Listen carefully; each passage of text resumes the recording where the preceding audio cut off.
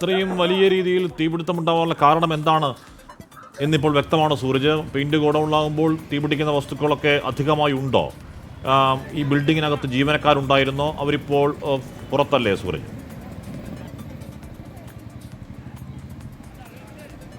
ഹാഷ്മി, ജീവനക്കാരും തന്നെ ഉണ്ടായിരുന്നില്ല എന്നുള്ളതാണ് നമുക്ക് ലഭിക്കുന്ന റിപ്പോർട്ട്. കാരണം ഈ ഗോഡൗൺ തുറക്കുന്ന സമയമായിരുന്നു. തുറക്കാൻ വേണ്ടി ഇവരെല്ലാവരും എത്തുന്ന സമയത്താണ് ഈ തീപിടുത്തം ഉണ്ടായതായി ശ്രദ്ധയിൽപ്പെടുന്നത്. അത് ആദ്യം സമീപത്തുണ്ടായിരുന്ന ഈ തൊഴിലാളികളുടെ ശ്രദ്ധയിലാണ് ഈ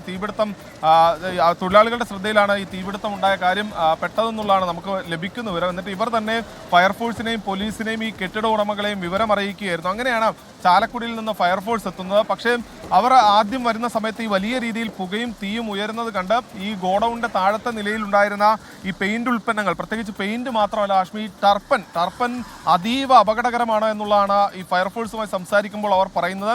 പെയിന്റിനേക്കാൾ ഉപരി ഈ ടർപ്പൻ വലിയ രീതിയിലുള്ള പൊട്ടിത്തെറിക്കും തീ ആളിപ്പടരുന്നതിനും കാരണമാകും. പിന്നെ പെയിന്റിന് തീ പിടിച്ചു കഴിഞ്ഞാൽ മറ്റു ഉൽപ്പന്നങ്ങളുടെ തീ കെടുത്തുന്നത് പോലെ കെടുത്താൻ കഴിയില്ല. അത് ദീർഘനേരം ഈ പെയിന്റ് കത്തി നിൽക്കും എന്നുള്ളതാണ് ഇവർ പറയുന്നത്. അതുകൊണ്ട് തന്നെ ഈ പെയിന്റിന് തീ പിടിക്കുന്ന സമയത്ത് ഈ തീ അണയ്ക്കുക എന്നുള്ളത് ഏറെ പ്രയാസകരമായിട്ടുള്ള കാര്യമാണ്. ഏറെ ദൈർഘ്യമെടുത്ത് തീ കത്തുന്ന ഒരു ഉൽപ്പന്നമാണ്.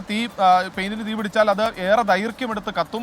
അതുകൊണ്ട് തന്നെ ഈ ദൈർഘ്യത്തിൽ ഇത് കത്തുന്നതും അതോടൊപ്പം തന്നെ ഈ ടർപ്പൻ ഉൾപ്പെടെ ചേർന്ന ചില മാറ്റങ്ങൾ ഉണ്ടാകുമ്പോൾ അത് വലിയ പൊട്ടിത്തെറിയും ആളിപ്പടരുന്നതിലേക്കും നയിക്കുന്നു. അതാണ് ഈ മേഖലയിൽ വലിയ ആശങ്കയ്ക്കിടയാക്കുന്നത്. സമീപത്ത് ഒരു ഗ്യാസ് ഗോഡൌൺ കൂടി ഉണ്ട് എന്ന് പറയുന്നുണ്ട്. അതോടൊപ്പം തന്നെ ഈ മോട്ടോർ വാഹനങ്ങളുടെ ഒരു ഷോറൂം ഉണ്ട്, ബൈക്കുകൾ, നിരവധി വാഹനങ്ങൾ അടക്കമുള്ള ഷോറൂമാണ്.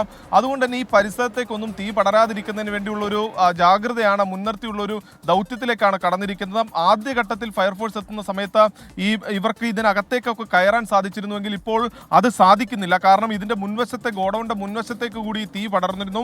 പുറകിലായിരുന്നു ആദ്യം തീ പടരുന്നത്. അതോടുകൂടി ഇവർ താഴെ ഉണ്ടായിരുന്ന ഈ പെയിന്റ് ഉൽപ്പന്നങ്ങളെല്ലാം തന്നെ എടുത്തു മാറ്റാനുള്ള ഒരു ശ്രമമൊക്കെ നടത്തി. പക്ഷേ ആ ഉൽപ്പന്നങ്ങൾ മാറ്റുന്നതിനിടയിൽ തന്നെ മുൻവശത്തേക്കടക്കം തീ പടർന്നു പിടിക്കുകയായിരുന്നു ഹാഷ്മി.